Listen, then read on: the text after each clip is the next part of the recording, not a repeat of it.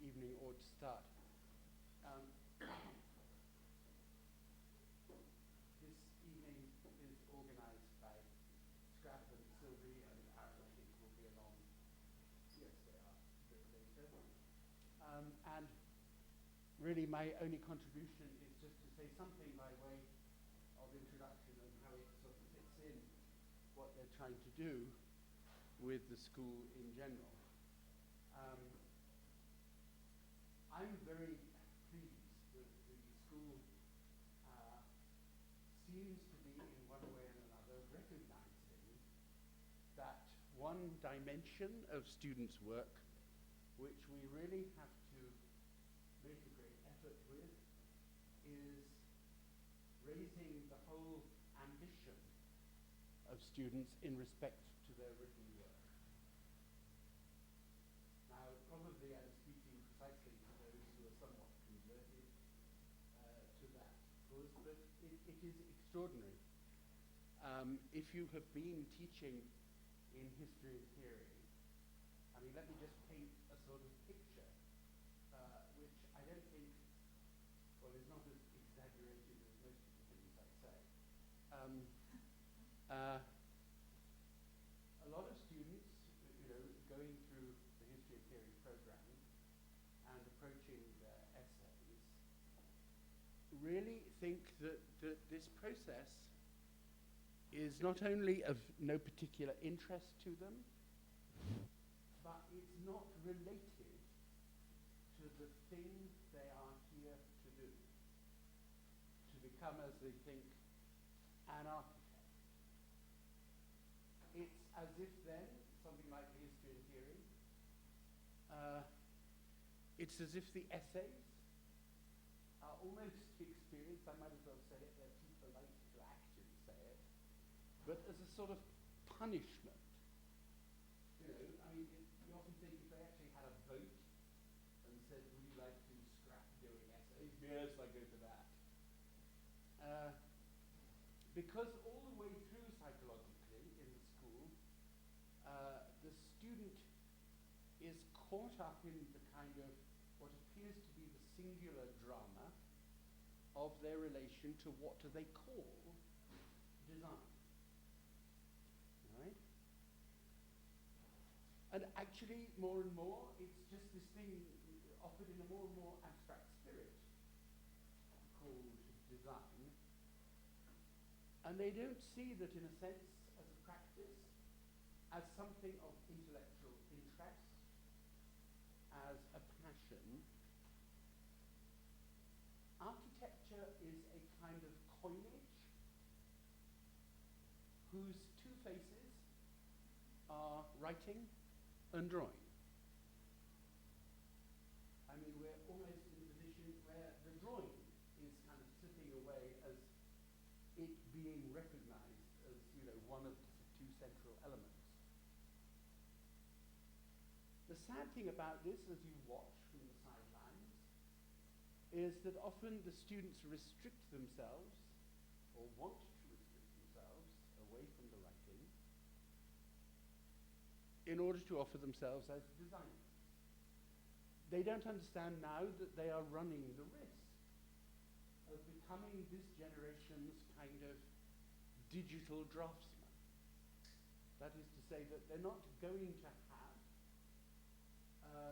they're not going to be kind of empowered to have a very interesting architectural career because they're not used, have not developed the skill, in many ways in respect to drawing, but certainly in the field of writing, to expressing their ideas. Ideas are nothing till they're expressed, but by their expression they can be communicated. The work of an architect, a lot of it's talking, a lot of it's writing, a lot of it's drawing, but the attempt, in a sense, by the training of architects to exclude writing, which in a sense students have taken on board as being marginal, is actually if one was serious about it, rather tragic. It strips them of their capacities. Writing is a way in which students can take themselves seriously. And if they don't take themselves seriously, no one else will. Which is, in that sense, a hard work. Writing is the obvious means in which you take yourself seriously, what I think counts, and you can persuade someone else to think does as well. The absurdity, of course, is that, as I said, I'm speaking almost by definition to the converted here. I welcome very much their intervention based on last year they were the three extremely gifted pieces of work which we ought to look at, which won the very sharp prize. I wanted simply to add this evening that the AA has now made, through History and Theory, available prizes for each of the years in the intermediate schools. We expect that submissions to that will come through History and Theory, through getting a well-received appreciation by a teacher who recommends it. But I want also to add that people can submit other forms of writing that they've been doing. It can be something, a written piece that they've done about some problems in their unit. It's just not, in a sense, a design proposal in a drawn sense. But any writing which you've become interested in is absolutely legitimate. And we set no academic definition on what we mean by writing. It certainly, although there will be people's essays, we don't want in any way to restrict it just to the literary form of composition that you know as an essay. Everyone will receive details about the submission of it. Essentially, we will ask that people submit by the 26th of March and then have an event in May when the winners. And so I hope the competition provides like a focus and a medium where we can discuss more and more writing. I hope also people have noticed that the History and Theory courses, we've got more tutors into them to help with the issue of writing. And people, need to understand powerfully that architecture is drawn and architecture is written. They are two different sides, as it were. They are the verso and recto of the page of architecture. I'm going to leave them now. Unfortunately, I have to nurse my cold, but I leave them. Thank you very much.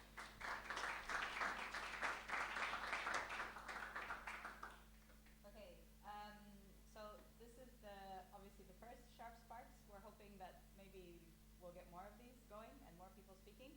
And at the very, very simple, basic level, this is a celebration of good story, first and foremost, and the importance of story in architecture and generally in any environment. So if I can invite our first storyteller of the night, Ben, talking on the city.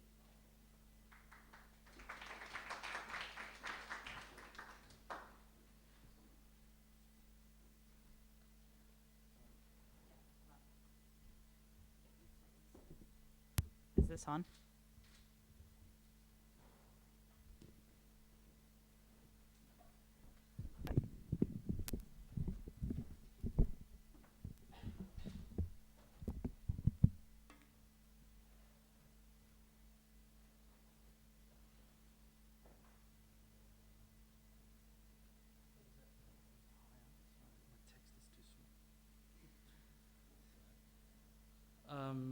First of all, thank you to Scrap and Sylvie for organizing the night. And I, as much as you, wish that something like this continues. So it's good to be part of the first iteration of this too. I'm talking, my story is about over the summer I was lucky enough to go to Beijing for 3 weeks, and what this text, and I'll just kind of read a brief extract from it, but what this text is towards the end of the trip, I took a bike ride from the center of Beijing out to its beyond the Fifth Ring, and the text is in a sense a kind of a culmination of the trip told through a bike trip or a day trip by bicycle crossing all of the rings. So I'll skip a disclaimer that I had at the beginning of the text and jump straight to the beginning, which is starting from the Forbidden City. Tea. About 20 kilometers due south of the Forbidden City, at the end of what at first seemed like a real expressway, is an abrupt T intersection. To my right was a small dirt road that serviced many motorized mini-trailers, collectively stacked to their respective tipping points. They were leading to what was undoubtedly a mammoth building site, but from the intersection, the 6 towers appeared as steel and concrete nebulae. The other direction opened up to a bustling shopping street crammed with further mini-trailers, each shop blaring slight variants of C-pop that doubled as ambient music for the busy roadside kitchens and kissing houses that buttressed the street. The area is difficult to locate on a map because it was built too fast for the cartographers. It's still in the form of a post-it note staring at them from above their monitors saying something like, "Danqing area needs work ASAP." I'd set off without a clear destination. 1 to 2. I only knew that my direction was due south. The days before had been just for settling, visiting the must-sees, getting photographs of my own, of buildings I'd seen in other people's photographs, and cross-checking some things that I'd read about.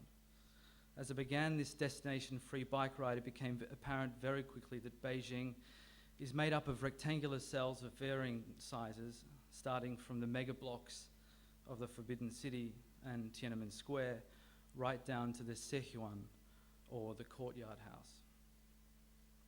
The Courtyard houses frame narrow streets that are in some places from another time. They are Beijing's hutongs, parts of a city that were once besieged by tourists because they are historical urban artifacts, and snarled at by municipal enterprises for taking up valuable real estate. There are a mixture of occupants, some genuinely poor, whose residents are consistently earmarked with distinctive symbols for demolition to make way for these large capital-based projects, and the pseudo-poor, who are really the well-heeled. That and the strategic preservation of only exemplar hutongs means that they are becoming museumified, and the very vibrancy that attracted tourists and locals alike in the first place is eroding. Now you find decorated power boxes and ornamental applique together embody a serious agenda to convince us that they are significant works in Beijing's urban historical timeline. As I headed further south through the real and pseudo-real hutongs, I shot through Beijing's futures market. I was wearing blinkers of vinyl posters of future developments, wrapping the swathes of once demolished, now construction sites. The Chinese are the public relation masters when it comes to demolition. Roads become virtual time warps, portals to prospective futures, and car trips and bike rides are put on hold in place of nightmarish honorics. There were occasional lapses in its virtual reality as older versions of the future crept through, workers' quarters situated in a completely other reality, different to that of me and the motorist, glared down at the time warp from beyond the future. And I'll just leave it there. Thanks. Before the next speaker, just to let you guys all know, there's drinks in the room on the side, so please help yourselves while we've got you can all go and get drinks. And I will call up the next person, who is Sam.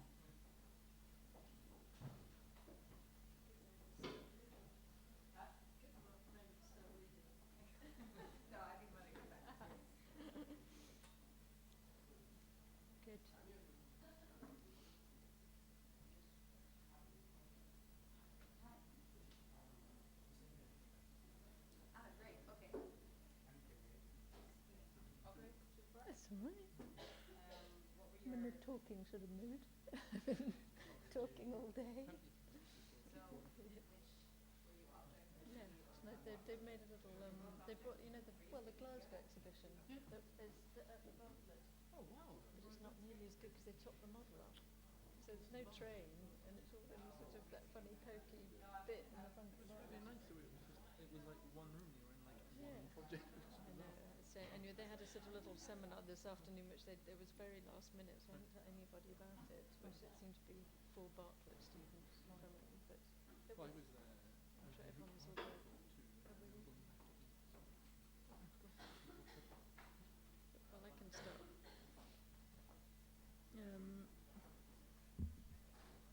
Okay. Okay, I'm going to read something quite else. It's not my writing, it's somebody else's writing, who I particularly admire. And he's called John Berger, who most of you, I'm sure, know, you should do anyway. Whose most famous book probably was called Ways of Seeing. It's a sort of seminal text about how to look at things, or how to talk about looking at things. This book is called The Shape of a Pocket, which he describes as being a pocket of resistance against the inhumanity of the New World Economic Order, which it may be, but I also see it as a kind of resistance towards a sort of drift of not really thinking about, or not delighting in how we look at things, or certainly how we might describe what we see, and also using language to then describe more, or something that can't be drawn, possibly. So there's definitely a very close link between the words and drawing.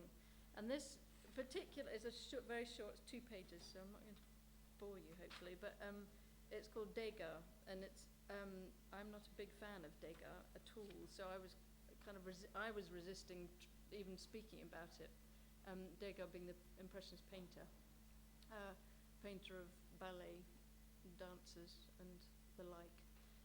And so I was slightly resistant to talk about it, but then I suppose it revealed to me the power of good writing that can actually make you get interested in something you're really not that interested in. So I will begin. There is love, he once said, and there is a life's work, and one only has one heart, so he chose. He put his heart into his life's work. I hope to show to what effect. His mother, a French-American from New Orleans, died when he, her firstborn, was only 13 years old. Apparently no other woman ever entered into his emotional life.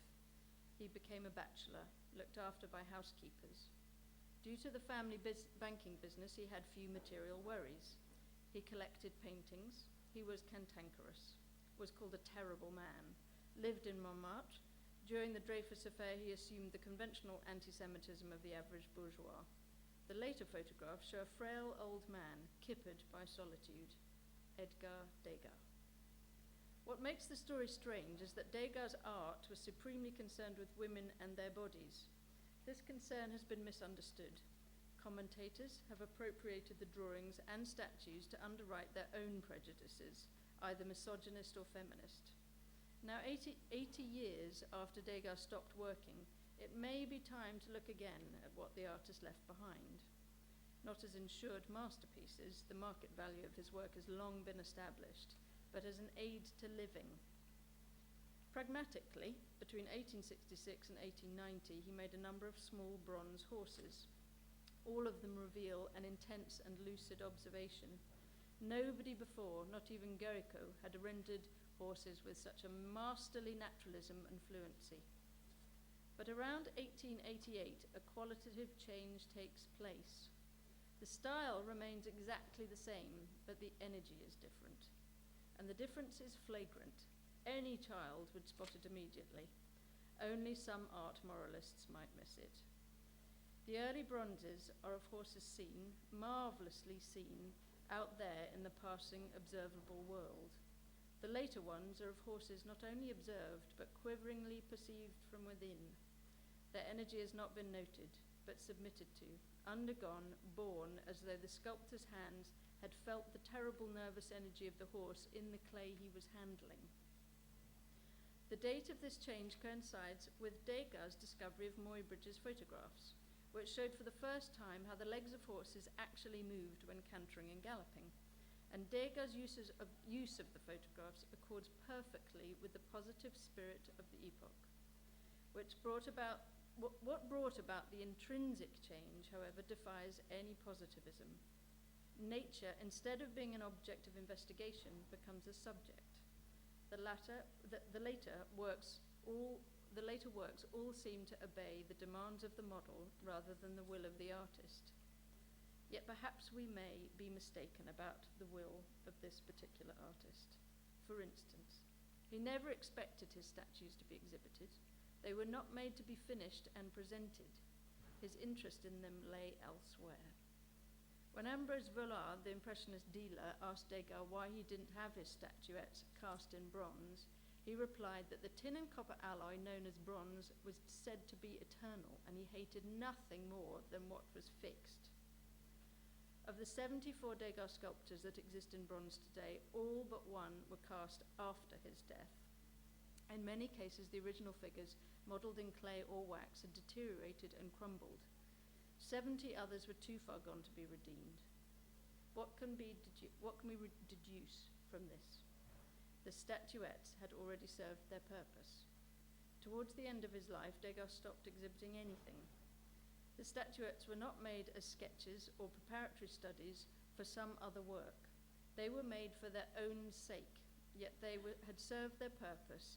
They had reached their point of apogee, and so could be abandoned.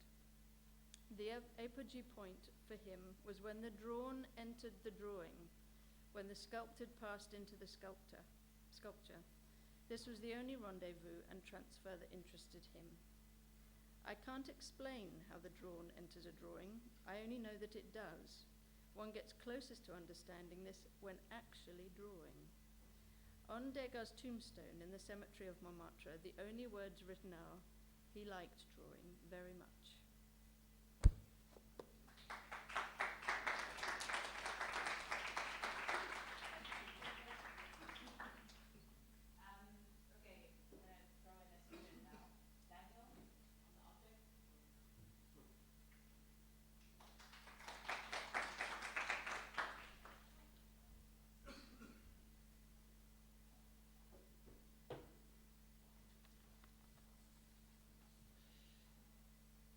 Hi, thanks.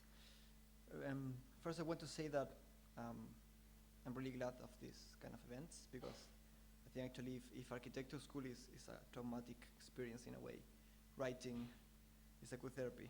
So, I mean, this is actually a resume of my essay that I did during my MA course.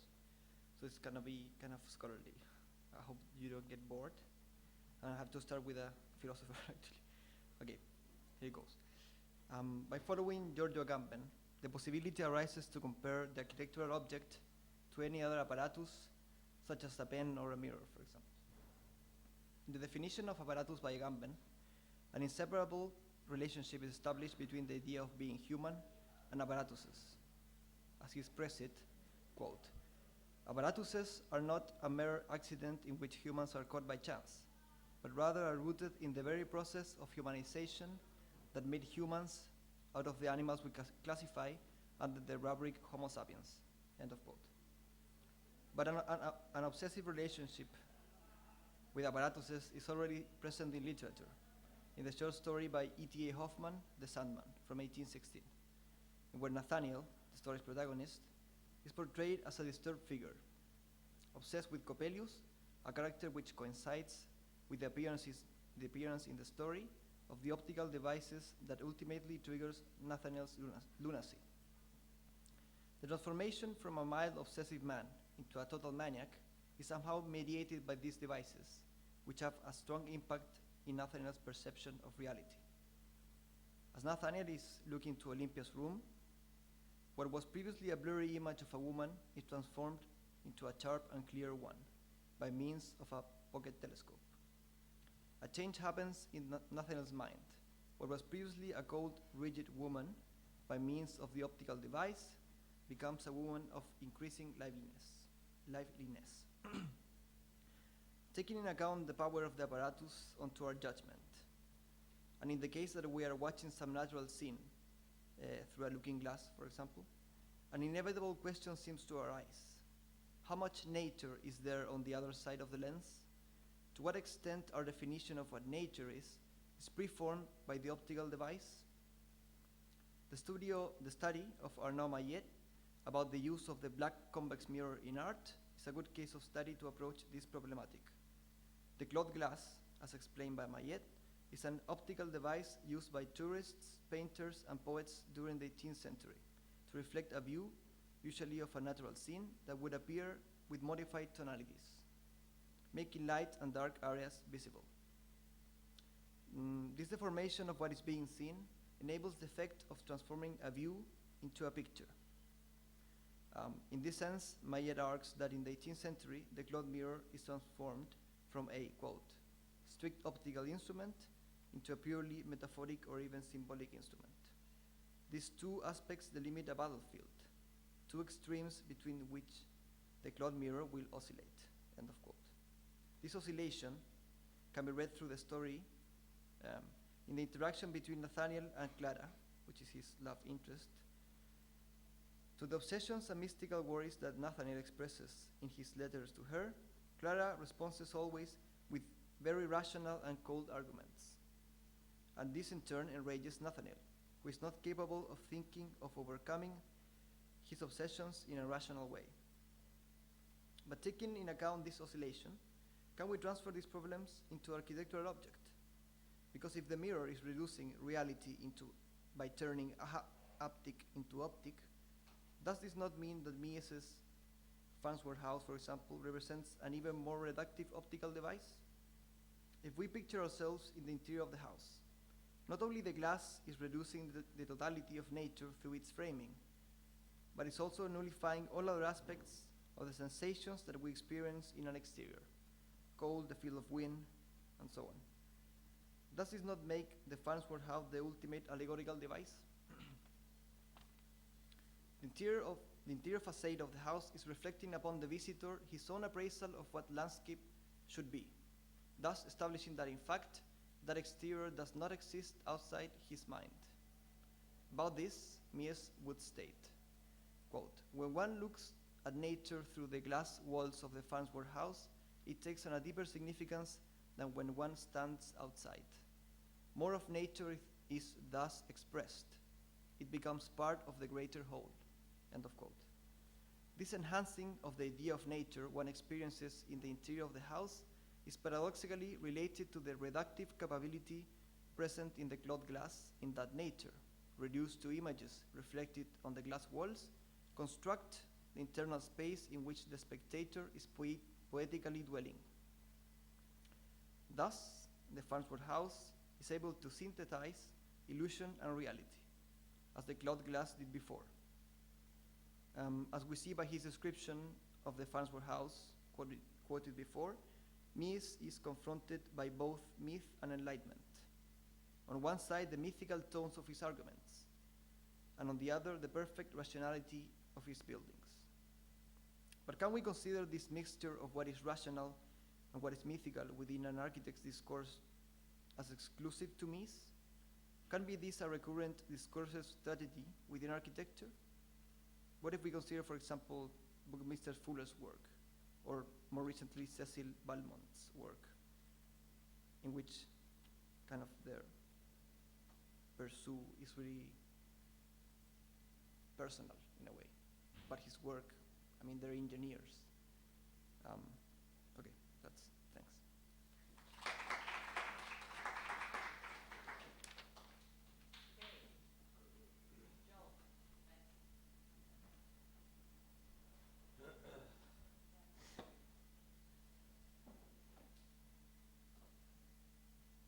I'd like to say first how kind of touched I am that I've been asked to kind of help contribute to this event. It's actually very touching for me. I have got an awful cold, and I'm also a very nervous speaker. Anyone who's been to my attempts at classes and things here realise that I get sidetracked very easily, generally through nerves.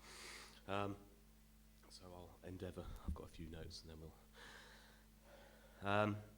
so in my kind of odd list of things here that I just wanted to, before I get to a kind of, I guess, a story,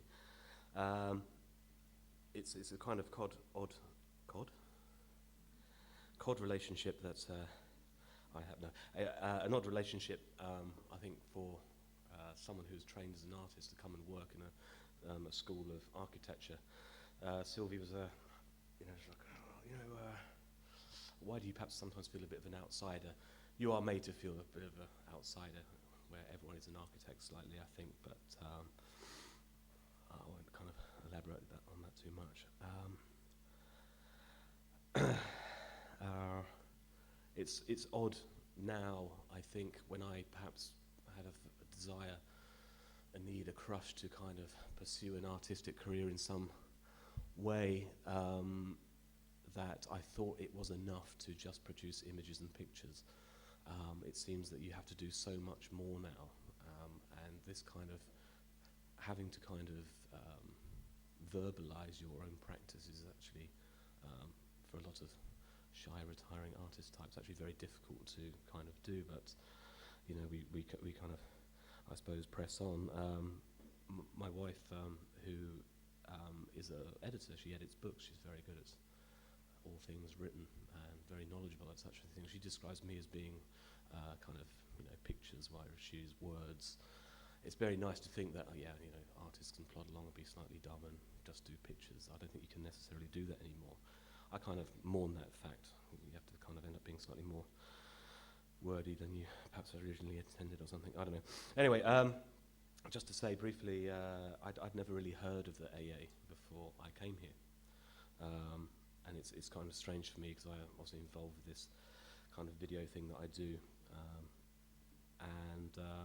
I came, as I'll explain, and much kind of later I realised that I had heard of the AA, but only through a video recording of something on BBC Two, which went into, there was a little featurette on what was kind of archigram. So I find this kind of, again, a little bit strange that my relationship to the AA is somehow kind of from the very off kind of mediated. I came to the AA because that's what I'm going to talk about me, because that's what artists do, isn't it? A bit of, we talk about us. It's a bit intrusive. But just to say, I thought it was quite interesting. No, it's not. I spent a number of years, quite a few years, studying. I finished. I failed to get onto a course that I wanted to do, and I thought, well, I've still got to move to London, so I'll get a job. So you look at the jobs pages, I got The Guardian. What's this thing? Architectural Association, that looks interesting. Sounds a bit stuffy to me. Requirements, bit of technology. Yeah, I've been using that for years. Okay, applied. I got a phone call on, I don't know, Tuesday, you come for an interview on the Wednesday. Yeah, okay, I can come up to London. Had an interview in the morning. I'd given up smoking for 2 weeks, I think. After the interview, which went kind of swimmingly, I suppose, I sat in the bar and took up smoking again. Terrible. And I left, went home, got a phone call on the Thursday, I think. Would you like the job? Yeah, okay. How much?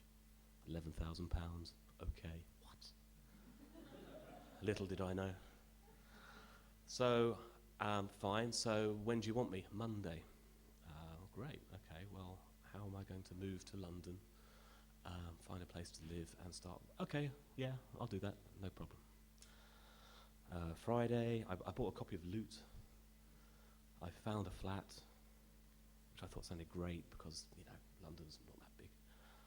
Frian Barnet, that's on the, I don't know, Piccadilly line or something. I met someone on,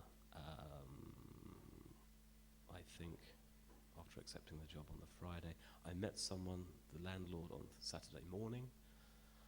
I gave him the money, I took the keys, I went to a friend's party in Deptford on Saturday. And the reason I just say that is that in a very kind of odd, strange way, through a mutual friend, I actually met my wife there. But I didn't really know that for a number of years later. And I returned home on Sunday morning after the party. Probably a bit worse for the wear, don't know. Packed a suitcase, came back to London on Sunday evening, got into the flat, strange kind of flat, and started work on Monday. So it was very fast and quick, and probably just as well I didn't know so much about the AA at that point, but yeah, perhaps if I had known more, I would have been a bit more iffy about the salary or something, I don't know. So that was that. After I settled in, I was just going to say as well, it was awful for me because I'd had worked that summer, and I'd actually sort of, you know, paid off your overdraft as you do as a kind of ex-student, and it was all good. And I'd worked on a building site in the middle of the countryside for a couple of months, I think, and then I did some agricultural work. I'm from the countryside, and that was all very well and good. And I came kind of very healthy and fit and quite brown. I remember having brown legs for the first time because I've been working outdoors for ages. Felt quite fit and up for this job, and I had a lot of enthusiasm. So that was good. And I kind of got here, but realised I actually had no money. And I remember this first month, waiting for your first paycheck to kind of come through slightly, of having absolutely no money. And every day I would religiously have a can of Coke and a packet of peanuts for lunch, skip breakfast, which people picked up on after a while. Like, are you okay? You know, no, I'm fine. I just like peanuts. And then I would go down to Leicester Square, and for £1 you could get a slice of pizza and free salad. And I remember doing that for a month. I remember this awful period, and it's which is a unit space upstairs, which used to be Carlos's, Villanueva's unit space. I was clearing up in there one afternoon, and someone left food, and I ate it. I was so hungry. So I really kind of, and people were like, you know, towards the end of that first month, do you want to borrow some money? No. God, I wish I'd borrowed some money off people to actually buy some food. But anyway, you get the paycheck, you move on, and all the rest of it.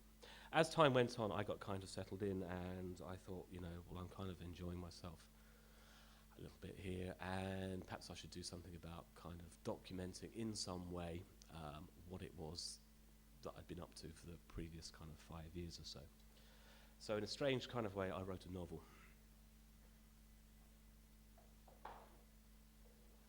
And here's the original manuscript, which got sent to various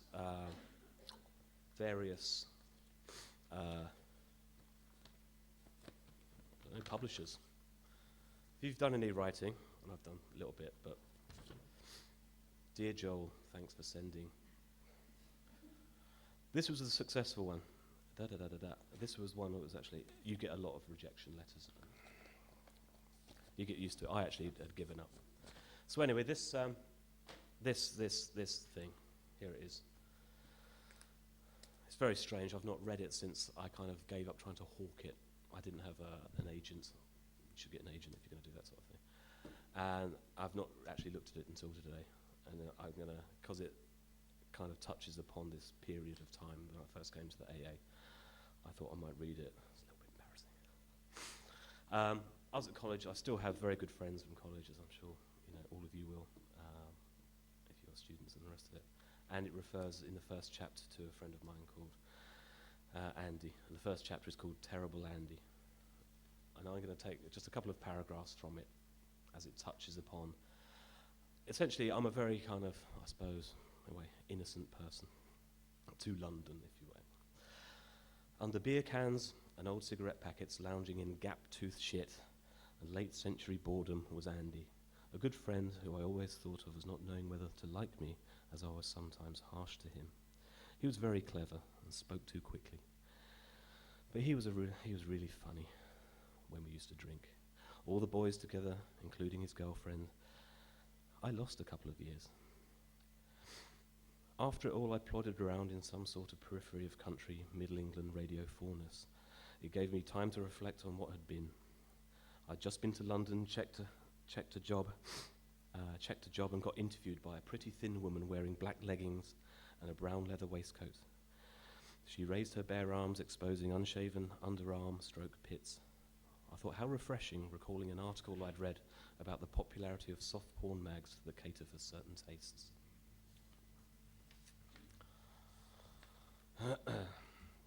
I got the job I mentioned earlier. I've moved to London and commute into the West End every day with all its bright lights and pizza restaurants.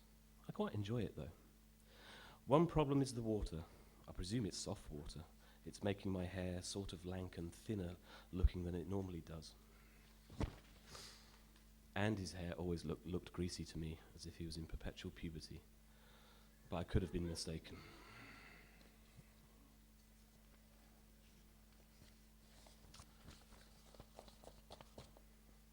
While wandering around Soho on Saturday morning, I stopped in a cafe for a coffee, run by a nice old Italian man. There's a passport photo of a woman on my table. I wonder who it could be and think about ways of trying to track her down. But that would be pretty pointless. I wanted to go and meet Harv, as a friend of mine, so I started to walk. I felt a bit dreamy while crossing a road. I stopped and someone says, "Excuse me, sir." I look up. "Are you looking for a girl?" I reply. "Maybe I am, but not one of yours," I think quickly. "We've got all sorts. Girls and boys. Nice 17-year-old blonde girl, oriental, coloured." This woman was black and offering me this race menu. I felt dizzy. Starts at £20 an hour. Then this charity guy is thrusting a collection box in my face. "Would you like to make a donation to Bernardo, sir?" I just say no, wanting to get rid of them both. "Are you interested, sir?" "No, I'm not, honestly. I'm not." I'll leave you there.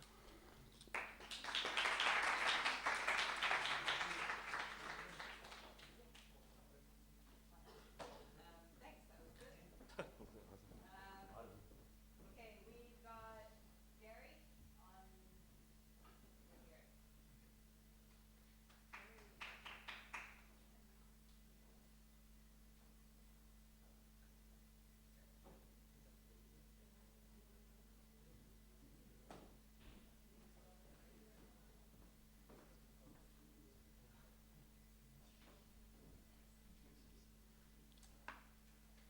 Hello. Okay, so my name is Gary. I don't know how well my kind of excerpt fits into the idea of a story, but I think in some way it is a story. I'm in the same course as Danielle, and it's an excerpt from my aesthetics course. The problem I'm talking about is the boring object. So yeah. The trouble with boredom is that we tend to construct it as a psychological affliction. If boredom is psychological, there is no room for the boring object. Instead, it is the subject that becomes the focus of our discussion. I argue instead that the problem of boredom is at first aesthetic, that it navigates a subject and an object. This argument, it would seem, embeds boredom in the field of Kantian aesthetics. Situating it here precisely, however, is problematic. The notion of aesthesis assumes the subject experiences. Boredom is an experience, to be sure, but one of non-experience. The experience of non-experience is then a hybrid. Boredom is at once aesthetic and non-aesthetic. And herein lies the critical power of boredom. It is an aesthetic response, and it denies aesthetic response. And as such, it is a critical non-act against the boring. But then the question I'd like to focus on is, how does the boring object operate in the scheme which strips it of its meaning? When we confront the boring, we simply can't turn away. The bore drills into us. It indulges some tiny detail or small insignificance and becomes infinitesimally small. In this tininess, though, the bore has the unique capacity to imprison us and to send the bored to an infinite expanse at the depths of his mind. Here, the bored searches for anything to protect himself. This is the first existential crisis of boredom. It is a crisis of scale, in which we face a claustrophobia begot by the bore and an apurophobia, the fear of open spaces, engendered by an attempt to overcome it. So boredom as a term then confusingly flattens this paradox. The term uniquely describes both the absence of aesthetic response and the anxiety it produces. In this moment of crisis, we wait for some other object, the aesthetic object, to save us. The trouble here is that it is not clear what the object will be. We wait for something without knowing what it is. Samuel Beckett's Estragon and Vladimir, both deeply bored, are thus committed to wait for Godot, and yet they have little understanding of who or what he might be. As the nominal object of this waiting, Godot for them bestows no meaning or purpose. He merely allows them to ignore the meaninglessness of their existence and to persist in the state of infinite waiting. Boredom is thus anesthetic. It defends against the anxiety it itself produces. Boredom protects us from the boring. So then, to the earlier paradoxical scheme where the notion of boredom conflated a lack of aesthesis and a desperate waiting for one, we should add that it is also the defensive stance against this desperation. To put this more confusingly, boredom is at once a non-response, a response to non-response, and a response to a response to non-response. This is our tripartite boredom. It is the initial non-response, the non-act, that acts to deny meaning to the object. The denial of meaning becomes a psychological affliction only when everything is boring, when the world is meaningless. Don Quixote confronts such a world. In his delusion, he fashions hulking giants of windmills. He thus assigns aesthetic value to objects which for him are meaningless and constructs a meaningful world around him. The power in this act is that these objects then reciprocate meaning back to him, where once the subject faced an internal meaninglessness, the act of assigning meaning to the external has returned meaning to the internal. This is perhaps the invasive quality of the aesthetic. Aesthesis affords meaning to the object, and the object affords meaning to the subject. This is a transfiguration of the subject. Architecture, then, might be read as a quixotic act, attempting to construct some collective meaning, as Quixote manages to do, from a meaningless world.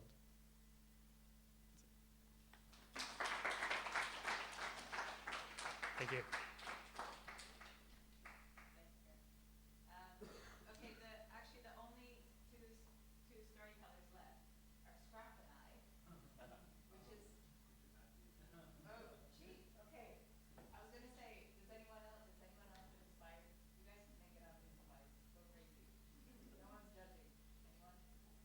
Okay, in that case, you wanna go? Shall I? Yeah.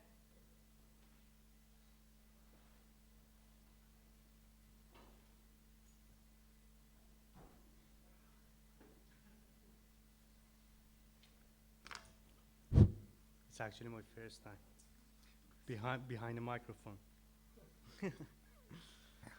So, Shadows in Paradise, flashbacks.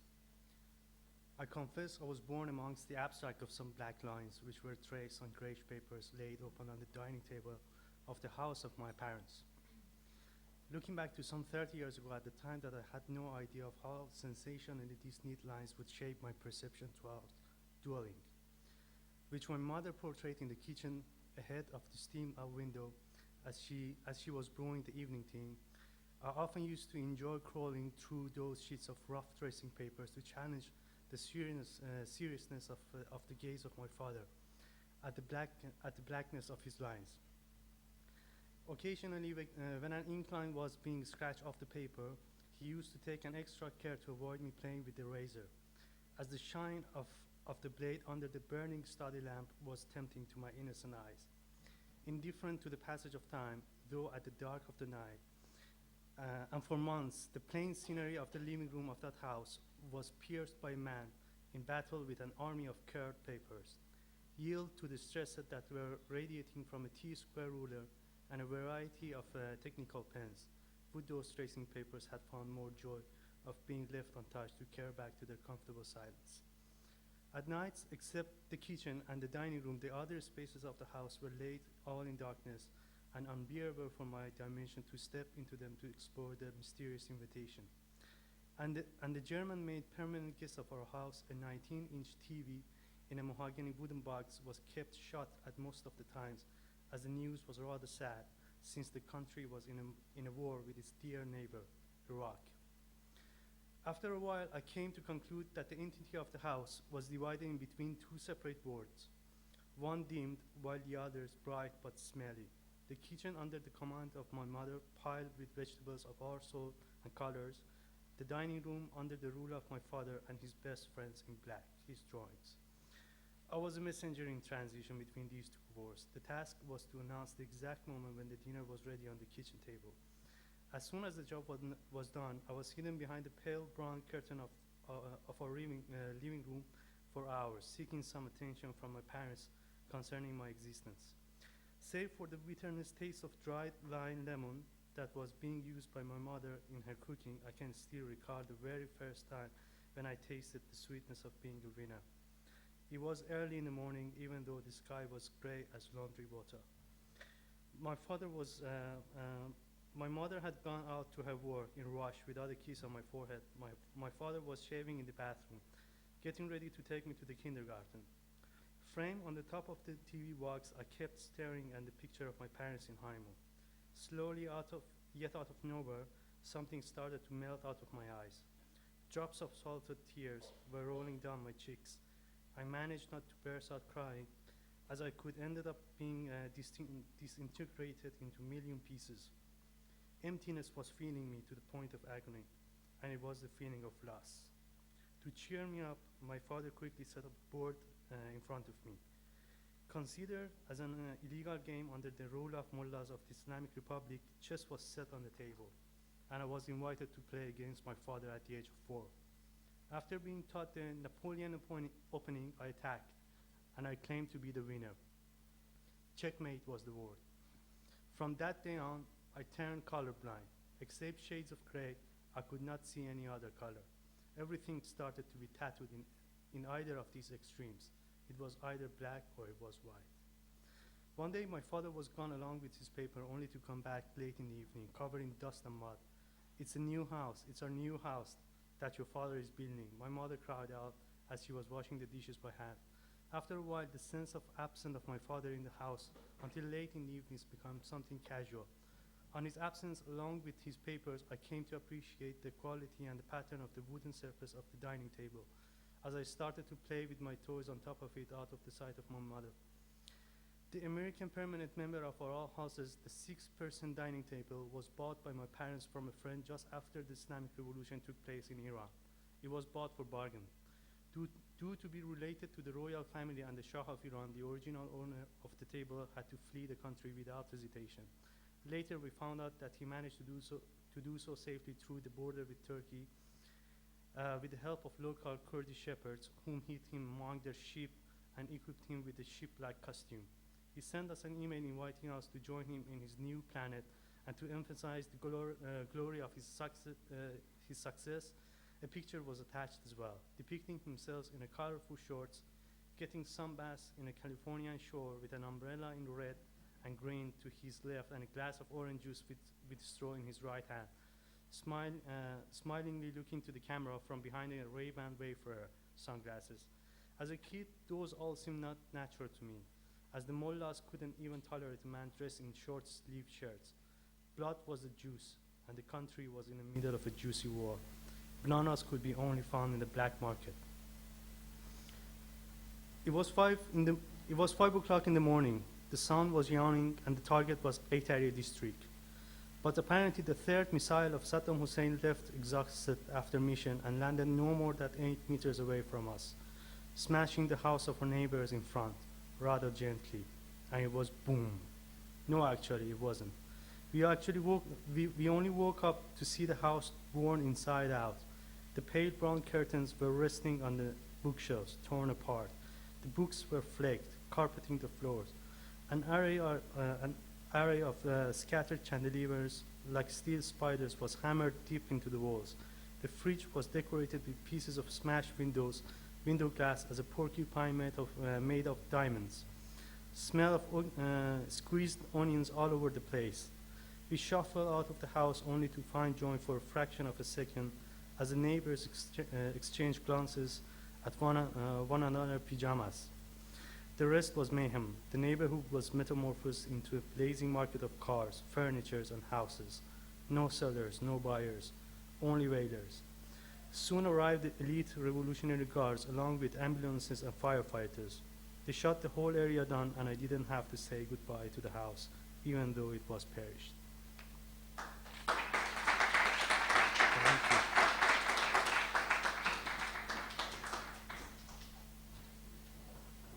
I'm going to read a bit from a paper that was fortunate enough to win this Dennis Sharp Prize last year, but I think before that was just maybe mention why me and Sylvie did this. It wasn't meant to be a kind of prize, kind of ta-da, you've won a prize.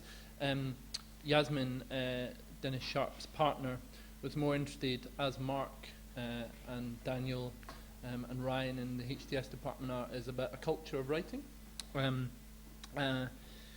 which is kind of ambitious and kind of generous, and I think they share that same thing, and I think the sort of students that have contributed, and Joel and Sam, kind of foster that, so it's really, really pleased, and I think we should try and definitely do it again. So I'm just going to read a couple of paragraphs from this, and this kind of takes in pretty much everything, the city, the object, the person, whatever. But it was called No Escape from Modernism and Modernity, with a subtitle, Cary Grant, Shaving and the Uninhabitable Dream. So it starts with a quote from a film. I hate this house. $21,000, I'm going to get my head examined, and if I don't throw myself off the Brooklyn Bridge, I'm going to sign a 20-year lease on my old apartment in the city. And it was by Jim Blandings in 1948. But it was from the comedy, Mr. Blanding Builds His Dream Home. Its protagonist, Jim Blanding, played by Cary Grant, can no longer tolerate living in the cramped high-rise apartment in New York, a modern-day cliff dweller that he is forced to call home. The pressures of the modern city have controlled his life for far too long. His dream is to escape to the hills of Connecticut and rebuild a down-at-heels country house, the old Hackett Place, into an idyllic family home. Freeing himself and his family from the trappings and unbearable constraints of modern city living, Mr. Blandings will finally be able to live the American dream. A happy, healthy family and wealth and success exemplified by his own unique home standing proudly in 34 acres of lush land purchased through his own hard work and determination. Finally, he can leave his 4-room cracker box in the modern city of steel and concrete and be free. His dream, however, quickly starts to unravel as he is conned, ripped off, and manipulated at every turn. The old Hackett Place is condemned and then demolished. To live in the country, he has to build anew. The design and construction of his dream home to replace the demolished structure swiftly descends into farce. His freshwater spring is, in reality, the most polluted water source in the country. Rooms multiply, and one bathroom somehow turns into 3 as the house gets larger and larger. Windows and doors go missing. Every fitting costs exponentially more than the initial estimate, while delays and incompetence attack Mr. Blanding's declining finances. As an advertising executive, Blanding starts to work harder and harder to pay for his dream home in the hills, becoming ever more dependent on the place from which he's trying to flee. His hopes and dreams turn to fear and anxiety, and finally manifest themselves in complete paranoia. While he is commuting to and from the city, Jim envisions his wife embroiled in an affair with his lawyer and his closest friend, Mr. Cole. As the narrator of the film, Mr. Cole tells us, the dream home might cost Jim his time, money, job, happiness, marriage, and sanity. Although Mr. Blandings Builds His Dreams Home appears as the typical money pit classic, an MGM laugh fest on the poster, with an obvious and ubiquitous happy ending, the film raises key questions about the mindset of a generation at a pivotal point in American life. A generation that believed in the American dream and subconsciously both loves and loathes the modern mechanized city. In this growing city, modernity is in rampant proliferation, whereas modernism remains an unachievable idea. It's clear to Blandings what he believes he is trying to escape from and where he is trying to escape to. he imagines swapping the oppressive, controlling city for a carefree life in the country hills. He fails, however, to consider what the city is, what the city and the country really are, and what they have to offer. By looking at these issues opened up by his lack of consideration of what actually constitutes the city and country, we can question the role of Mr. Blanding's dreams in terms of both the modern ideal and modern production, the problems of realization and a life that seems to balance so precariously between happiness and despair. By looking beyond the inevitable narrative conceit of the film, we can suggest that far from escaping the city and leaving its problems behind, Mr. Blanding is in fact inadvertently embracing it and what the city actually stands for.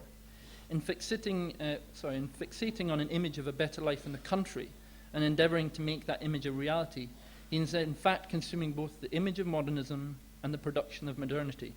Through this, he becomes intrinsically involved in the continuation of the city he's trying to leave, playing a vital part in the construction of another iteration of it, the suburb. Put simply, Blandings can't leave the city because he's too building another. Put even more simply, it's like my education, a dream and a nightmare where architecture is everything and nothing.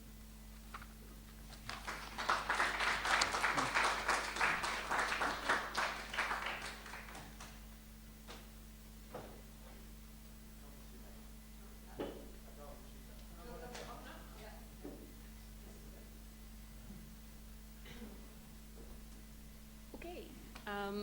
This was by no means prepared for this event, but I was inspired by some of the stories. When this event began, someone made a comment of, well, I think everyone who's sitting should have some sort of story to tell. And I got very nervous, and I was like, well, what if I were put on the spot, what would I read? And so this is what I came up with. It is not scholarly by any means. It might not even be particularly clever, but it is perhaps an attempt to revive the handwritten letter via email. Every year, well, for the past couple of years since I've been living in London, I send an email to a very dear friend of mine on his birthday, and just sort of talking about sort of in the form of a kind of handwritten letter. So I will be reading from my phone. So this is last year. It's called Some Prose with Your Coffee. 3,000 miles, 5 time zones, and an ocean away, the late morning outside the library window is a typical one for the old Blimey.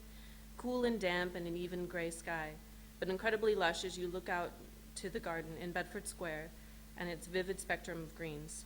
You can barely see your breath in the air outside, but the moisture in the air you feel to your bones. Looking out the window this morning, and frequently lately, my mind turns to Boston. I imagine a day like today to be a much sharper, crisp cold, briskly walking all bundled up in an attempt to get back indoors as quickly as possible, dodging the patches of ice here and there along the way. A funny thing happened to me this winter. As the seasons began to change, one morning on the way to school, I noticed something startling. It was familiar. The conditions of changing seasons, which differ slightly from every city, are familiar to me now in London. The feeling of being the new kid was finally subsiding. And what will your day be like, I wonder? At first, a morning like any other, sleepily rolling out of bed to get ready for work, eventually to find some acknowledgement from your mom that it's your shared birthday. When you get into work, your Gmail inbox will be littered with Facebook notifications from your friends and loved ones who have written on your wall, to make it Facebook official. And do your coworkers know that it's your birthday? Is there a birthday lunch or after work drinks in store? It's days like today I wish I could be back in Boston, sitting at the pub with you and the rest of our friends joking over beers to help you ring in the big 2-6.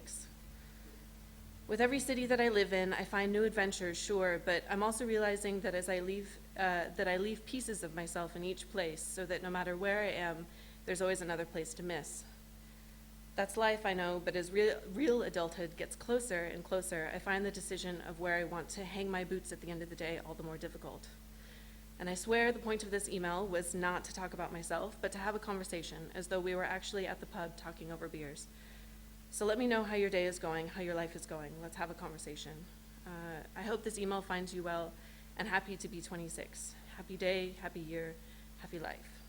And there's a second one from just a few days ago. This one is called And None the Wiser. Here we are again, another email to be read on your birthday with your morning coffee, but oh, how much has changed in a year. I will edit some moments. Every year I wish you a happy day, a happy year, a happy life. I do that today as well, even if the long-term happiness doesn't come all at once. I have no doubt that it's steadily accumulating. If only we had happiness accounts where we could store up for a rainy day, letting our happiness collect interest for a brighter future. Last year I wrote of a chilly, damp morning sitting behind the library desk, waiting for students to trickle in and return their books. This February 21st, I instead woke up with the sun, quietly shuffling out to the living room to pick up where I left off yesterday. If I didn't enjoy sleep so much, I think I'd be a morning person. The relaxed quiet of waking up well before you have to join the masses in the daily grind. With a coffee cup of my own, I simply stared at my computer for a while, wondering where to start. Outside, the familiar dampness of England in February was absent, instead taking a page from Boston with the dry, crisp cold which quickens everyone's step. That cold feels very far away in our living room, which warms like a spring day as the morning sun pours in. I imagine these to be the moments I keep with me forever, when this part of my life is long gone, replaced by another chapter of adulthood. Aside from marking the 27th year of our lives, this year also marks the end of my education. For real this time. I find myself oscillating between impatiently waiting for those final days and clinging on to every moment like it's the last. The fear that I won't stay in London continues to build, but for now I can avoid that conversation. In the meantime, reminding myself of how important this year is. It's so easy to wish for things to be over, this deadline, this year, this school. I really have to make a pointed effort not to wish my life away. I'd be interested to hear in which moments you'll hold on to from this past year, the ones you're anticipating for the coming year. What will 27 look like? Hopefully this can be a continued tradition, the email conversation over coffee. If I can't be there to celebrate, I'd like to at least make this small contribution to your day. Happy day.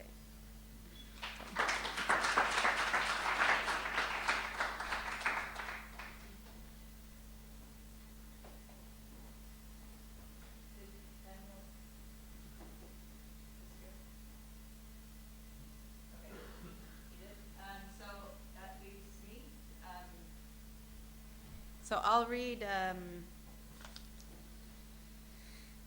a dilemma, which one to read. I'm going to read, a bit that I wrote about why, as architects, we write. It's called Explore, Define, Build. There is precedent here. 1972, Venturi, Scott Brown, and Isanor take on Las Vegas, learning from Las Vegas. 6 years after that, 1978, Cool House takes on Manhattan, Delirious New York. There were others too. There was Colin Rowe with Collage City, Aldo Rossi in Europe with Architecture of the City, more recently Kaiji Masukamoto, and Kunda of Atelier Bow Wow took on Tokyo, made in Tokyo. Architects, it would seem, have a history of taking on the city. They identify their place of interest, diagram its movement, sketch its intersections, and record its stories. Sometimes, for good measure, they invent new stories. The methodology is always a little different, their subject equally so. In Manhattan, it was the culture of congestion as the lead protagonist. In Las Vegas, it was the symbolism of architecture as lead protagonist. In Tokyo, it was dummy, or no good architecture. In brief, the subject and methodology always vary, but the hallmarks of an oft-repeated pattern are undoubtedly still there. Before you build it, you define it. Before you can define it, you have to explore it. Take as example Cool House. As far as architectural explorations go, this is not necessarily what one might immediately expect. His subject may be conventional enough, Manhattan, skyscrapers, the modern city, but his methodology certainly surprises. It starts by declaring his interest. As he sees it, Manhattan, particularly between the 1890s and 1940s, was a laboratory of modern life, a place where an entire city became a factory of man-made experience, where the real and the natural ceased to exist. Interest declared, Coolhouse sets off in producing his retroactive manifesto. Oh, my phone just died. Oh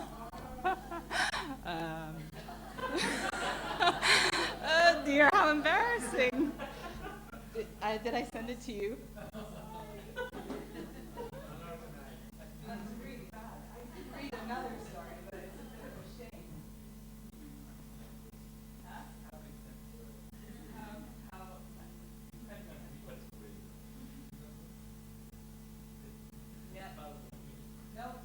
Okay, well, that's embarrassing. That story is gone.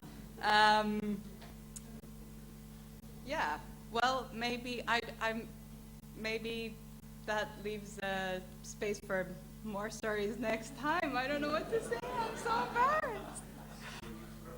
Story interrupted. Anyway, right. Well, story interrupted. What are you going to do? But the point of that article, if I had actually gotten to the end of it, was explore it and write it. It's a way that architects gain definition. It's a way that you gain definition, I think, that we can gain definition in a world that is effectively massively chaotic and has no boundaries. Architecture can be about anything. And personally, for me, the conclusion of that story would have been, if I had gotten to the end of it, that writing stories is a way for you to get definition as an architect. Anyway, this event is actually meant to be the introduction to the Sharp Awards. It would be great, as many of you could possibly try and really get in there, write whatever you find inspiring. And personally, having done this last year, I think writing is such a great way to get some kind of sense of understanding in what can be a very chaotic and overwhelming discipline, at least for me. So